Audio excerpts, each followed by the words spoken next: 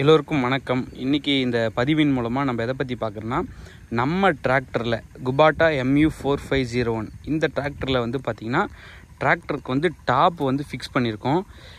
இது வந்து பார்த்திங்கன்னா ரொம்ப நாள் நம்ம ஆசை அப்படின்னு சொல்லலாம்.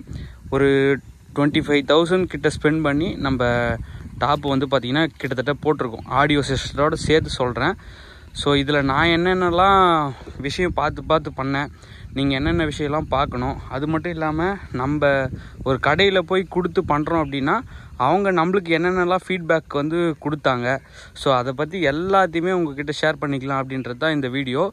வாங்க வீடியோக்குள்ளே போகலாம்.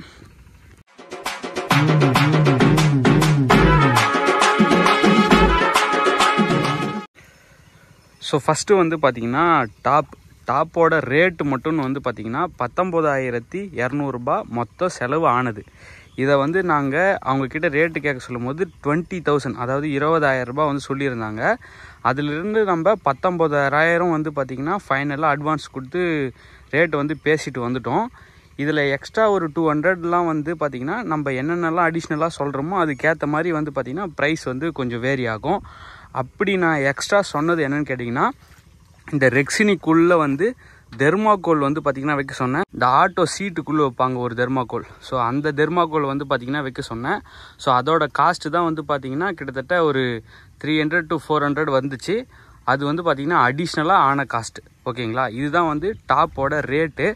டாப்பு நான் வந்து எங்கே போட்டேன் அப்படின்னு கேட்டிங்கன்னா, சேத்பட் திருவண்ணாமலையில் வந்து பார்த்திங்கன்னா வைஷ்ணவி இன்ஜினியரிங் ஒர்க்ஸ் அங்கே தான் வந்து பார்த்திங்கன்னா டாப் வந்து போட்டேன். அங்கே டாப்பு போடுறதுக்கு முக்கிய காரணம் என்னென்னா, அங்கே வந்து கொஞ்சம் எக்ஸ்பீரியன்ஸ்டான ஆள், ஒரு 20 இயர்ஸ் வந்து பார்த்திங்கன்னா இந்த ஃபீல்டில் இருந்தார். அது மட்டும் இல்லாமல் தொழில் வந்து சுத்தமாக இருக்கும் அப்படின்ட்டு நான் பல இடத்துல கேள்விப்பட்டிருக்கேன். ஸோ அதனால தான் வந்து நான் அங்கே வந்து போனேன். ஃபஸ்ட்டு இவங்க யூஸ் பண்ணியிருக்க பைப்பு வந்து பார்த்திங்கன்னா நியர்லி வந்து 1 இன்ச்சு ரேடியஸ் இருக்கக்கூடிய பைப்பு. இது வந்து பார்த்திங்கன்னா நார்மல் வந்து அயன் தான், அதாவது மைல்டு ஸ்டீல் பைப்பு தான் வந்து பார்த்திங்கன்னா யூஸ் பண்ணியிருக்காங்க. இதிலே வந்து நம்மளுக்கு கலாய் பைப் வரும். அது என்னென்னு கேட்டிங்கன்னா, இதுக்கு மேலே வந்து ஒரு சில்வர் கோட்டிங் இருக்கும். அது வந்து ரஸ்ட் ஆக விடாமல் தடுக்கும். அதுதான் அந்த பைப்போட ஃபங்க்ஷனு. இங்கே வந்து மற்ற இடத்துல பார்த்த டாப்பில் இந்த பைப்போட டயாமீட்டர் வந்து அதிகமாக இருந்துச்சு. நியர்லி 1 இன்ச் நினைக்கிறேன். உங்களுக்கு தெரிஞ்சால் வந்து கமெண்ட் பண்ணுங்கள்.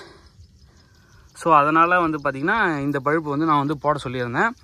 நெக்ஸ்ட்டு வந்து பார்த்திங்கன்னா இந்த பழுப்பை வந்து ஹோல்டு பண்ணுறது வந்து பார்த்திங்கன்னா இன்ஜினோட சேஸ் போல்டுலேருந்து ஒரு ஸ்டெப் கொடுத்து அதிலேருந்து பார்த்திங்கன்னா பெண்ட் பண்ணி எடுத்து வந்து அங்கே கொடுத்துருக்காங்க சப்போர்ட்டு. இதை வந்து ஸ்ட்ரெயிட்டாகவே போடலாம். அது மாதிரி போட்டால் ஒரு டீசெண்டாக இருக்காது, ஒரு மாதிரி வந்து பார்த்திங்கன்னா கிராஸாக இருக்கிற மாதிரி தெரியும். அதனால் அவங்களே இந்த ஐடியா வந்து கொடுத்தாங்க, இது மாதிரி பெண்ட் பண்ணி போட்டால் நல்லாயிருக்கும் அப்படின்ட்டு அவங்க ஃபீட்பேக் கொடுத்தாங்க. ஸோ அதை வச்சு தான் வந்து பார்த்திங்கன்னா இது மாதிரி பெண்ட் பண்ணி வந்து போட்டோம். நெக்ஸ்ட்டு வந்து பார்த்திங்கன்னா நம்மளுக்கு வந்து பாய், மேலே இருக்கிற பாய் வந்து பார்த்திங்கன்னா ஆஸ் யூஷுவல் எல்லோரும் யூஸ் பண்ணுறது தான். இதோடைய திக்னஸ் வந்து கொஞ்சம் பார்த்திங்கன்னா மீடியம் லெவலில் தான் இருக்கும். இதை விட திக்னஸ் கொஞ்சம் அதிகமாக இருக்குது. அது வந்து பார்த்திங்கன்னா காஸ்ட் வைஸ் கொஞ்சம் ஹைக்காக இருக்கும். ஸோ நான் வந்து ரொம்ப கம்மியாகவும் இல்லாமல் ரொம்ப அதிகமாகவும் இல்லாமல் ஒரு மீடியம் லெவலில் வந்து போட சொன்னேன். ஸோ இந்த தார்பல்லினோட திக்னஸ் வந்து பாருங்கள். ஸோ இதுதான் இதோடைய திக்னஸ்ஸு. நெக்ஸ்ட்டு வந்து பார்த்திங்கன்னா இதில் போல்டில் வந்து நான் வந்து போட சொன்னேன். போல்டு தான் வந்து பார்த்திங்கன்னா நம்மளுக்கு டைட்டு வந்து பார்த்திங்கன்னா நல்லா ஆகும். இதில் வந்து ரிவீட் வந்து அடிக்கலாம். ரிவீட் வந்து 4 அடியில் ரஸ்ட் ஏறி அது வந்து லூஸ் விழுந்துடும் ஆடி. ஸோ அதனால் நான் வந்து போல்டுனா டைட் பண்ணிக்கலாம் அப்படின்ற மாதிரி போல்டு வந்து பார்த்திங்கன்னா போட சொல்லியிருந்தேன். இதுவுமே கொஞ்ச நாளில் வந்து பார்த்திங்கன்னா கண்டிப்பாக ரஸ்ட் ஆகி விழுந்துடும். ஆனால் நம்ம வந்து பெயிண்ட் டச்சப் பண்ணி கொஞ்சம் பார்த்துக்கிட்டா இந்த நெட்டு வந்து கம்பேரிட்டிவ்லி நல்லாயிருக்கும் அப்படின்னு நான் நினச்சேன். ஸோ அதனால் வந்து பார்த்திங்கன்னா போட்டேன். ஸோ இதில் வந்து பார்த்திங்கன்னா நம்ம மட்கார்டில் எப்படி ஃபிக்ஸ் பண்ணியிருக்கோம் அப்படின்னா, இது மாதிரி ஒரு எல் ஆங்கிள் கொடுத்து இதில் வந்து பார்த்திங்கன்னா பைப் ரெஸ்ட் பண்ணி இந்த டிசைன்லாம் வந்து போட்டிருக்கோம். இதில் வந்து நான் இந்த மட்கார்டில் வரக்கூடிய இந்த கைப்பிடி இதை வந்து எடுக்க வேணாம் அப்படின்னு சொல்லியிருந்தேன். அதனால் அவங்க வந்து பார்த்திங்கன்னா கொஞ்சம் உள்ள இந்த எல் சட்டத்தோட அளவு கொஞ்சம் சுருக்கி நம்மளுக்கு உள்ளே வந்து போட்டு கொடுத்தாங்க. இது இல்லாமையும் போடலாம். இது இல்லாமல் போட்டிங்கன்னா உங்களுக்கு இந்த இடத்துல வந்து பார்த்திங்கன்னா வரும். ஸோ நான் இது வந்து வேணும், இன்கேஸ் நாளைக்கு டிராக்டர் எதுனா மாற்றுறதா இருந்தால் அப்படியே இதை வந்து கழட்டிடலாம். இது வந்து வண்டியிலே வந்து இருக்கும் அப்படின்றதுனால நான் இதை வந்து கழட்ட வேணாம் அப்படின்னு சொல்லிட்டேன். ஸோ அதுக்கேற்ற மாதிரி அவங்க வந்து பண்ணி கொடுத்தாங்க. இதில் வந்து 2 1/2 இன்ச் போல்டில் வந்து பார்த்திங்கன்னா இது வந்து நிற்கிது. கீழே ட்ரில்லிங் மிஷினில் ட்ரில் பண்ணி இதை வந்து பார்த்திங்கன்னா ப்ளேஸ் பண்ணாங்க. நெக்ஸ்ட்டு வந்து வாட்டர் கேன் ஹோல்டர் வந்து பார்த்திங்கன்னா ஆஸ் யூஷுவல் ஒரு 2 லிட்டர் கேன் வைக்கிற மாதிரி வந்து பார்த்திங்கன்னா அவங்களே வந்து போட்டு கொடுத்தாங்க. இது மட்டும் இல்லாமல் எக்ஸ்ட்ரா வந்து பார்த்திங்கன்னா நம்மளுக்கு கண்ணாடி வைக்கிறது, அது இல்லாமல் வந்து பார்த்திங்கன்னா ஒரு பில் புக் எழுதுறதுக்கு அந்த ஒர்க் லைட் மாதிரி சின்னதாக டாப்புக்குள்ளேயே அந்த லைட்டுக்கான ஹோல்டரு, இது வந்து பார்த்திங்கன்னா மேலே எல்இடி லைட் ஃபிக்ஸ் பண்ணுறது, இது மாதிரி சின்ன சின்ன கிளாம்ப் எல்லாத்தையுமே அவங்களே ஃபீட்பேக்கும் கொடுத்தாங்க. நானுமே சொன்னேன். ஸோ அதை வச்சு தான் வந்து பார்த்திங்கன்னா அவங்க வந்து போட்டாங்க. ஸோ இந்த சைட்லேயும் இருக்கும், அதே மாதிரி பேக் சைட்லேயும் வந்து பார்த்திங்கன்னா உங்களுக்கு 2 கிளாம்ப் வந்து கொடுத்துருப்பாங்க. அடிஷ்னலாக வந்து பார்த்திங்கன்னா இது மாதிரி ஒரு ரிங்கு ஒன்று வைக்கணும். அது எதுக்கு அப்படின்னா நம்ம பேலர் மாட்டுறதா இருந்தால் அந்த ரிங்கு வந்து பார்த்திங்கன்னா சணல் இங்கே வைக்க சொல்லும் போது இங்கேருந்து எடுத்துக்கிறதுக்கு ஒரு ரிங்கு வந்து அவங்களே வைக்க சொல்லிட்டேன். ஏன்னா நம்ம மேலே வந்து ரெக்ஸின் போட்ட பிறகு, தார்பலின் வந்து போட்ட பிறகு நம்மளால் வெல்டிங் ஒர்க் வந்து எதுவுமே பண்ண முடியாது. ஸோ அதுக்கேற்ற மாதிரி நம்ம பிளான் பண்ணி முன்னவே என்னென்னலாம் வேணும் என்னென்னலாம் வேணாம் அப்படின்றத நம்ம வந்து முடிவு பண்ணிவிட்டு ரெடி பண்ணிடணும். ரெக்ஸின் போட்ட பிறகு நம்ம பண்ணோன்னா கண்டிப்பாக வெல்டிங் எதுனா டச் ஒர்க் பண்ணோன்னா அது வந்து ரெக்ஸின் வந்து சுருங்கிடும். ஸோ இதை வந்து கவனத்தில் வச்சுக்கோங்க. நெக்ஸ்ட்டு வந்து பார்த்திங்கன்னா இதுக்கு நடுவில் வந்து இந்த வைப்ரேஷனை வந்து அரெஸ்ட் பண்ணுறதுக்கு நான் வந்து ஒரு மேட்டு மாதிரி வைக்க சொன்னேன். அதாவது இந்த ஷீட்டை தான் டபுளாக வச்சு பார்த்திங்கன்னா இதிலே வந்து போட்டிருக்காங்க. ஸோ அதோட வியூவிங் ஆங்கிளை வந்து பாருங்கள். உங்களுக்கு வந்து இந்த கம்பிலாம் வந்து மறைக்கக்கூடாது. மோஸ்ட்லி உங்களுக்கு பார்வையை வந்து டிஸ்டர்ப் பண்ணாத அளவுக்கு நீங்கள் பார்த்து வந்து பார்த்திங்கன்னா வச்சுக்கலாம். அப்புறம் நெக்ஸ்ட்டு வந்து பார்த்திங்கன்னா சுவிட்ச் பாக்ஸ் வைக்கணும். அதுக்காக என்ன பண்ணியிருந்தாங்கன்னா இந்த இடத்துல வந்து ஒரு கிளாம்ப் செட்டப் மாதிரி வந்து கொடுத்துருந்தாங்க. நார்மலாக நம்ம புல் புஷ்அப் பண்ணுற சுவிட்சும் வச்சுக்கலாம், இந்த சுவிட்ச் பாக்ஸ் வைக்கலாம். நெக்ஸ்ட்டு வந்து பார்த்திங்கன்னா முக்கியமானது ஆடியோ சிஸ்டத்துக்கு ஆன செலவு பார்த்து பார்த்திங்கன்னா கிட்டத்தட்ட 6000 ரூபாய் வந்து பார்த்திங்கன்னா எனக்கு வந்து ஆச்சு. இந்த ஸ்பீக்கர் மாட்டுறதுக்கு வந்து பார்த்திங்கன்னா இந்த மாதிரி ஒரு கிளாம்ப் யூனிட் ஒரு 1.5 இன்ச் போல்டு போட்டு ஸ்பீக்கர் பாக்ஸை வந்து மாட்டிட்டேன். இந்த ஸ்பீக்கர் பாக்ஸை வந்து 2 விதமாக வைக்கலாம். ஒன்று வந்து ஸ்ட்ரைட்டாக இப்படி பார்க்குற மாதிரி ஸ்டீரியோ செட்டப்லேயும் வைக்கலாம், அப்படி இல்லைனா டிரைவரை பார்த்த மாதிரி இந்த பக்கம் திருப்பியும் வைக்கலாம். இதில் 2 வித்தியாசம் இருக்குது. அது என்னென்னு கேட்டிங்கன்னா, நீங்கள் டிரைவரை பார்த்த மாதிரி வச்சிங்கன்னா உங்களுக்கு வந்து ஒரு 50% வால்யூம் வச்சாவே உங்களுக்கு டீட்டெயிலாக சாங் வந்து கேட்கும். இந்த பக்கம் நீங்கள் வந்து நான் இப்போ வச்சுருக்கேன் இல்லையா, அதே மாதிரி வச்சுனிங்கன்னா உங்களுக்கு ஒரு 70% வச்சாதான் ரொட்டேட்டர் சவுண்டு வண்டி சவுண்டை தாண்டி நம்மளுக்கு வந்து பாட்டு வந்து கேட்கும். ஸோ உங்களுக்கு எது மாதிரி வேணுமோ அது மாதிரி வந்து வச்சுக்கோங்க. நான் ஏன் இந்த மாதிரி வைக்க சொன்னேன் அப்படின்னா, எனக்கு வந்து இப்படி திருப்பி வச்சுட்டுனா இந்த இடம் பார்க்குற விஷுவல் வந்து கொஞ்சம் குறைஞ்சிரும். கம்பேரிட்டிவ்லி இந்த மெத்தடை விட கொஞ்சம் கம்மியாக இருக்கும். ஸோ அதனால் நான் என்ன பண்ண சொல்லணும்னா ஸ்டீரியோ செட்டப்லேயே, அதாவது 2 ஸ்பீக்கரும் ஒன்றை மாதிரியே பார்த்த மாதிரியே வைக்க சொல்லிட்டேன். உங்களுக்கு எது கன்வீனியண்ட்டாக இருக்கோ அது மாதிரி வந்து பார்த்திங்கன்னா வச்சுக்கோங்க. அடுத்தது வந்து பார்த்திங்கன்னா ஸ்பீக்கர்லேருந்து நம்ம சுவிட்ச் பாக்ஸ் வந்து பார்த்திங்கன்னா நீங்கள் ஆஸ் யூஷுவல் ஒரு கம்பெனி சுவிட்ச் பாக்ஸும் வச்சுருக்கலாம். இது வந்து சோனி கம்பெனியோடது. இதில் வந்து 3 சுவிட்சஸ் வந்து பார்த்திங்கன்னா வச்சுருக்கேன். இது எதுக்கு அப்படின்னா டைரெக்டாக ஆம்ப்ளிஃபயர் உள்ளே இருக்க ஆம்ப்ளிஃபயர் கரண்ட்டு போகிறதுக்கு ஒரு சுவிட்சும், முன்னாடி 2 எல்இடி லைட்டு வச்சுன்னா அந்த லைட்டுக்கு ஸ்விட்சும், பின்னாடி ஒரு லைட்டு வச்சுருந்தா அதுக்கு ஒரு ஸ்விட்சும் வந்து பார்த்திங்கன்னா 3 ஸ்விட்ச் கனெக்ட் பண்ணி நான் வந்து வச்சேன். அடுத்தது வந்து பார்த்திங்கன்னா ஆம்ப்ளிஃபயருக்கு வந்து நார்மலாக ரெடிமேட் பாக்ஸும் இருக்குது. ஆனால் இந்த பாக்ஸை வந்து பார்த்திங்கன்னா நம்ம பீரோ ரெடி பண்ணுறாங்க இல்லையா, அந்த கடையில் கொடுத்து ஆர்டர் கொடுத்து இது வந்து செஞ்சது. இது ஏன் நான் இது மாதிரி செஞ்சேன் அப்படின்னு கேட்டிங்கன்னா, நம்ம ஆம்ப்ளிஃபயரை பொறுத்த வரைக்கும் கண்டினியூஸாக பாட சொல்லும் போது அது வந்து ஹீட் ஆகும். ஸோ அப்படி ஹீட் ஆக சொல்லும் போது ஏர் சர்க்குலேஷன் இருந்துச்சுன்னா அந்த ஹீட்டு வந்து பெருமளவு ரெடியூஸ் ஆகும். அதனால் நான் என்ன பண்ண சொன்னேன்னா, பாக்ஸோட சைஸ் கொஞ்சம் பெருசாக இருந்துச்சுன்னா நம்மளுக்கு ஏர் சர்க்குலேஷன் வந்து நல்லா இருக்கும் அப்படின்றதுக்காக பாக்ஸோட சைஸ் வந்து பெருசாகிட்டேன். இன்கேஸ் ஒரு பில் புக்கு ஏதோ ஒரு திங்ஸ் வந்து வச்சுட்டு நம்ம போகிறோன்னா அதை வந்து யூஸ் பண்ணிக்கலாம் அப்படின்ற மாதிரி கனெக்ட் பண்ணியும் கொஞ்சம் பாக்ஸோட சைஸ் வந்து பெருசாகவே வந்து பார்த்திங்கன்னா போட்டிருந்தேன். இதுக்கு வந்து பார்த்திங்கன்னா நம்மளுக்கு ஸ்பாட் லாக் இல்லை, நார்மலாக பீரோ லாக் இருக்குங்க இல்லையா, அந்த மாதிரி பீரோ லாக் கொடுத்து டிராக்டரோட கீ செயின்லேயே நம்ம வந்து அதுக்கு ஒரு கீயும் வந்து பார்த்திங்கன்னா போட்டுக்கிட்டோம். ஸோ இப்போ வந்து ஓப்பன் பண்ணி காமிக்கிறேன். இந்த ஆடியோ சிஸ்டத்துக்கு 6000 ஆச்சுன்னு சொன்னேன் இல்லையா, அதுக்கு முக்கிய ரீசனே வந்து இந்த ஆம்ப்ளிஃபயரோட ப்ரைஸ் தான். இதுதான் வந்து பார்த்திங்கன்னா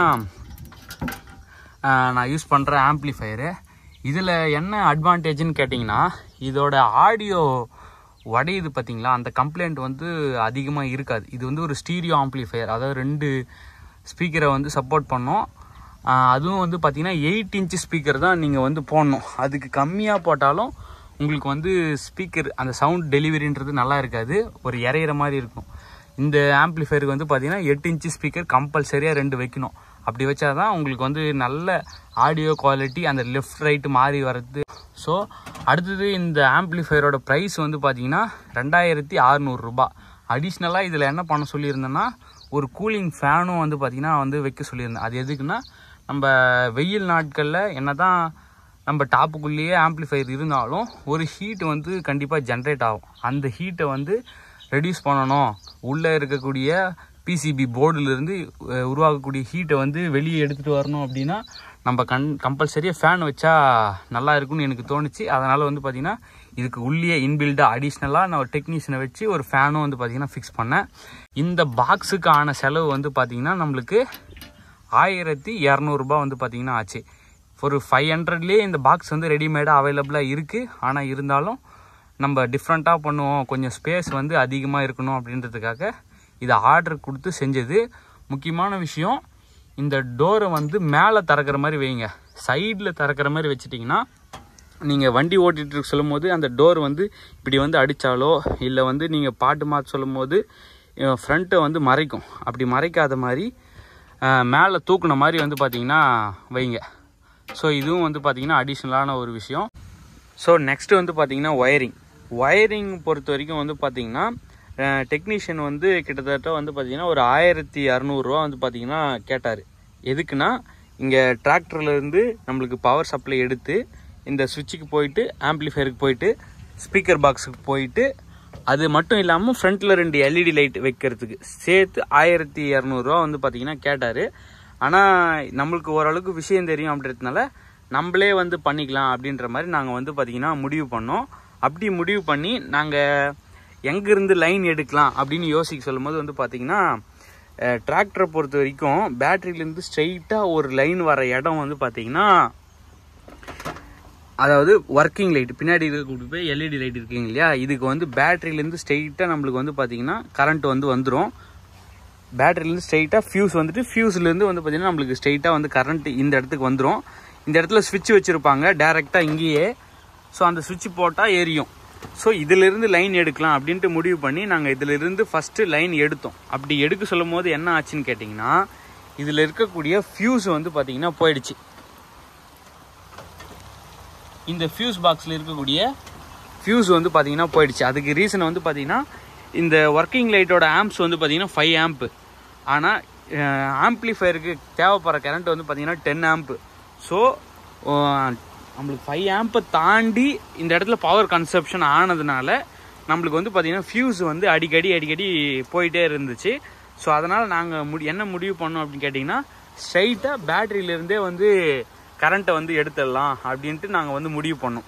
இப்படி முடிவு பண்ண சொல்லும் போது ஒரு சிக்கல் வந்து இருந்துச்சு. அது என்னன்னு கேட்டிங்கன்னா, பேட்டரியிலேருந்து ஸ்ட்ரெயிட்டாக கரண்ட்டு எடுக்க சொல்லும் பொழுது நம்மளுக்கு வந்து பார்த்திங்கன்னா ஆம்ப்ளிஃபையருக்கு வெறும் ஸ்விட்ச் வழியாக மட்டும்தான் கரண்ட் வந்து போகுது.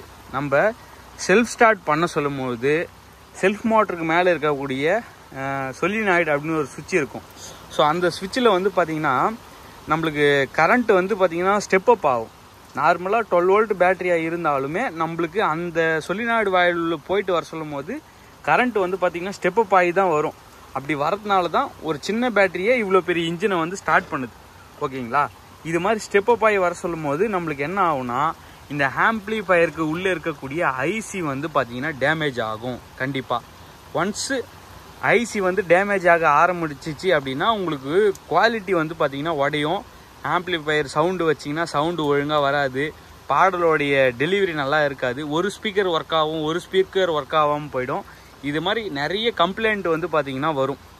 ஸோ அப்படி வரக்கூடாதுன்றதுக்காக நாங்கள் என்ன பண்ணோம் அப்படின்னு கேட்டிங்கன்னா, பேட்டரியிலிருந்து தனியாக ஒரு ஃபியூஸ் வந்து பார்த்திங்கன்னா வச்சோம். அந்த ஃபியூஸ் வந்து பார்த்திங்கன்னா 10 ஆம்ப். அந்த 10 ஆம்பை தாண்டி ஏதோ ஒரு கரண்ட் வந்தாலும் நம்மளுக்கு வந்து பார்த்திங்கன்னா அந்த இடத்துல வந்து சர்ஜிக்கல் ஃபால்ட் வந்துடணும், அந்த ஃபியூஸ் வந்து போயிடணும். அதுன்ற மாதிரி நம்ம இந்த ஆம்ப்ளிஃபயருக்குள்ளேயே அது மாதிரி ஒரு ஃபியூஸும் வந்து பார்த்திங்கன்னா அடிஷ்னலாக வைக்க சொன்னோம். அதனால் வந்து பார்த்திங்கன்னா ஏதோ ஒரு ஹை வோல்டேஜ் வந்து அடிக்குது அப்படின்றப்போ நம்ம வந்து பார்த்திங்கன்னா அந்த ஆம்ப்ளிஃபயருக்கு பின்னாடி இருக்கக்கூடிய ஃபியூஸை மாற்றினாவே வந்து பார்த்திங்கன்னா போதும். அது மாதிரி நம்ம வந்து பிளான் பண்ணோம். அப்படி பிளான் பண்ணாலுமே நம்ம ஒரு ப்ரிகாஷனாக நம்ம என்ன பண்ணலாம்னா, வண்டி ஸ்டார்ட் பண்ண சொல்லும்போது ஆம்ப்ளிஃபயரை ஆஃப் பண்ணிவிட்டு நம்ம வந்து ஸ்டார்ட் பண்ணிடலாம். அப்புறம் வந்து பார்த்திங்கன்னா நம்ம வண்டி ஓடிட்டு இருக்க சொல்லும்போது ஆம்ப் வந்து பார்த்திங்கன்னா ஆன் பண்ணிக்கலாம் அப்படின்ற கான்செப்டில் தான் நாங்கள் வந்து பார்த்திங்கன்னா பிளான் பண்ணி அப்படி தான் நாங்கள் வந்து ஆம்ப்ளிஃபயரை வந்து யூஸ் பண்ணிட்டு இருக்கோம். என்ன தான் நம்ம ஃபியூஸ் வச்சாலும் அது வந்து ஒரு ப்ரிகாஷன் தானே.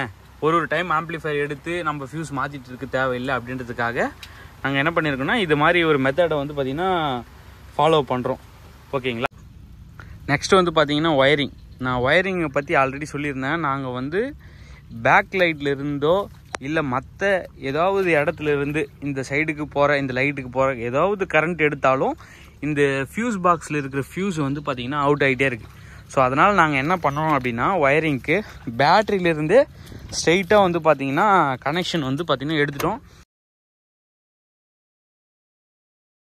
கவனிக்க வேண்டிய முக்கியமான ஒரு விஷயம் என்னென்னு கேட்டிங்கன்னா, இதில் வந்து எந்த ஒரு லூஸ் கான்டாக்ட்டுமே இருக்கக்கூடாது. அதுதான் முக்கியமான விஷயம். அந்தளவுக்கு வந்து பார்த்திங்கன்னா இந்த ஃப்ளக்கு கழட்டிட்டு இதுக்குள்ளேயே நம்ம வந்து பார்த்திங்கன்னா எர்த்தையும் இதிலேருந்தே எடுத்துகிட்டு போயிருக்கோம்.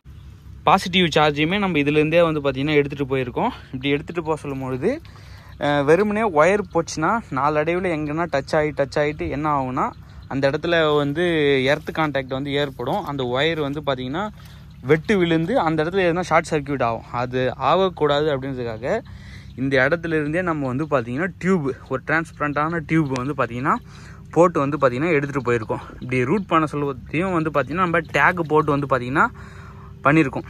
ஏன்னா நான் இது வந்து பார்த்திங்கன்னா தொங்கக்கூடாது அப்படின்றதுக்காக ஒரு டேக் போட்டு டீசல் லைன் ஓரத்துலேயே எடுத்துகிட்டு போயிட்டு இந்த பைப்பையாக நம்ம வந்து பார்த்திங்கன்னா கனெக்ஷனை வந்து கொடுத்துருக்கோம். இப்படி கொடுத்துட்டு ஸோ மேலேயும் வந்து பார்த்திங்கன்னா நம்ம ஒரு பழுப்பு போட்டு தான் வந்து பார்த்திங்கன்னா லைனையும் எடுத்துகிட்டு போயிருக்கோம். அதுவும் வந்து பார்த்திங்கன்னா சொட்டு நீர் டீப்பு சொல்கிறாங்க இல்லையா, இரிகேஷன் டீப்பு, அந்த டீப்பை போட்டு தான் நம்ம வந்து பார்த்திங்கன்னா லைன் இழுத்துருக்கோம். ஏன்னா டாப் ஆடி இந்த எட்ஜில் வந்து அந்த ஒயர் வந்து வெட்டு விழுந்துடும். அப்படி வெட்டு விழுந்துச்சுன்னா நாளடைவில் அங்கே வந்து கான்டாக்ட் ஏற்படும். ஸோ அதனால் பழுப்பு அதுக்குள்ளேயே கொடுத்து அது உள்ளேயே நம்ம வந்து பார்த்திங்கன்னா ஒயர் தள்ளியிருக்கோம். இதை வந்து நல்லா பிளான் பண்ணி வந்து பண்ணணும். ஒரே இதுவில் வந்து பார்த்திங்கன்னா எல்லா லைனும் போகணும்.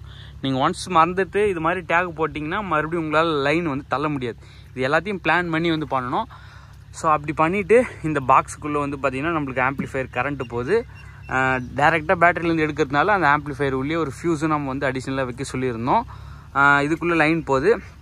அதுக்கப்புறமா வந்து பார்த்திங்கன்னா ஸ்பீக்கர், 2 ஸ்பீக்கருக்குமே லெஃப்ட்டு ரைட்டு தனித்தனியான அவுட் வந்து பார்த்திங்கன்னா இந்த ஆம்ப்ளிஃபயரில் வந்து கொடுத்துருந்தாங்க.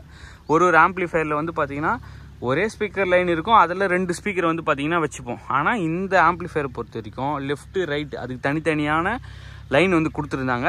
அதை கரெக்டாக ஃபாலோ பண்ணி லெஃப்ட் சைடுக்கு கரெக்டான லைனும் ரைட் சைடுக்கு அதுக்கேற்ற கரெக்டான லைனும் வந்து பார்த்திங்கன்னா நம்ம வந்து ரூட் கொடுத்துருந்தோம். ஃபஸ்ட்டு நம்மளுக்கு கரண்ட் வந்து பார்த்திங்கன்னா இந்த சுவிட்ச் பாக்ஸுக்கு வந்துடும்.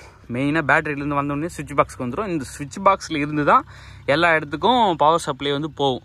ஸோ இது வந்து பார்த்திங்கன்னா இந்த சுவிட்ச் பாக்ஸுக்கு வந்துட்டு இந்த ஆம்ப்ளிஃபயருக்குள்ளே போகுது. ஆம்ப்ளிஃபயரில் போயிட்டு அவுட்புட்டை எடுத்துக்கிட்டு நம்மளுக்கு வந்து பார்த்திங்கன்னா ஸ்பீக்கருக்கு வந்து பார்த்திங்கன்னா லைன் போகுது. ஸ்பீக்கருக்கு போகிற லைனுமே நம்ம வந்து பார்த்திங்கன்னா இந்த இரிகேஷன் டீப்பில் தான் வந்து பார்த்திங்கன்னா உள்ளே வந்து லைன் பண்ணியிருக்கோம். அது பண்ணிவிட்டு அதுக்கு ப்ராப்பராக வந்து பார்த்திங்கன்னா டேகும் வந்து பார்த்திங்கன்னா போட்டிருக்கோம்.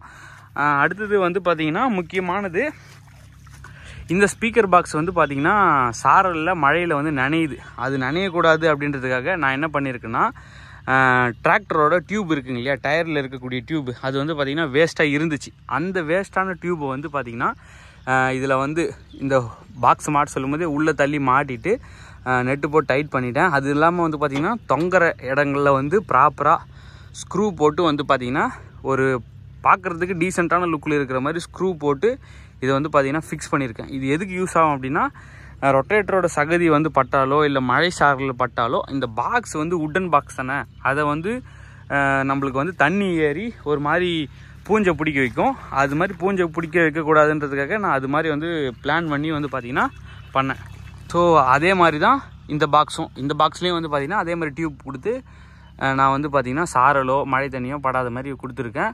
அது மட்டும் இல்லாமல் எக்ஸ்ட்ரா இதுக்குள்ளேயே வந்து பார்த்திங்கன்னா நான் ஒரு லைனும் தள்ளியிருக்கேன். அது எதுக்குன்னா இந்த லைட்டை வந்து இங்கே மாட்டலாம் அப்படின்னு ஒரு பிளான் இருந்துச்சு. அதனால் இதுக்கு வந்து கரண்ட் சப்ளை அந்த சுவிட்ச் பாக்ஸ்லேருந்து ஒரு லைனும் வந்து பார்த்திங்கன்னா தள்ளிட்டேன். ஸோ ரூட்டை வந்து பாருங்கள்,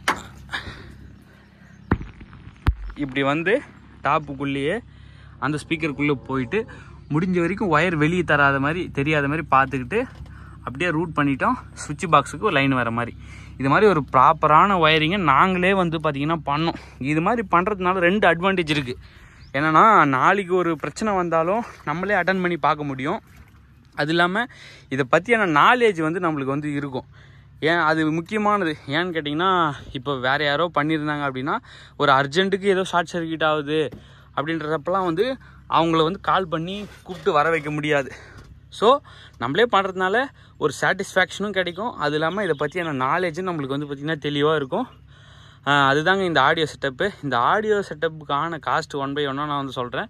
இந்த பாக்ஸோட ப்ரைஸ் வந்து 1200, ஆம்ப்ளிஃபயருக்கு வந்து 2600, 2600 ரூபா ப்ளஸ் ஒரு 1200 ரூபா, மொத்தம் வந்து பார்த்திங்கன்னா 3800 ரூபா. இந்த சுவிட்ச் பாக்ஸுக்கு மொத்தம் ஆன செலவு பார்த்திங்கன்னா ஒரு 100 ருபீஸ், 3900 ரூபா. ஒயர் வந்து பார்த்திங்கன்னா ஒரு 300 ரூபா கிட்ட வந்து ஆச்சு. ஒயர் வந்து நல்ல குவாலிட்டியான ஒயர் வந்து பார்த்திங்கன்னா போடுங்க. அப்படி போட்டால் தான் உங்களுக்கு வந்து லைஃப் நல்லா வரும். அந்த 300 சேர்த்திங்கன்னா உங்களுக்கு 4200 ரூபா. இது வந்து பார்த்திங்கன்னா ஸ்பீக்கரோடு சேர்த்து ஒரு ஸ்பீக்கரும் வந்து பார்த்திங்கன்னா 1000 ரூபா 1000 ரூபா 2000 ரூபா, கிட்டத்தட்ட 6200 ரூபா ஆச்சு. அது இல்லாமல் நான் டெக்னீஷியன் கொடுத்துருந்தா ஒரு 1200 ரூபா வந்து கொடுத்துருப்பேன். அதை வந்து நான் வந்து பார்த்திங்கன்னா சேவ் பண்ணியிருக்கேன்.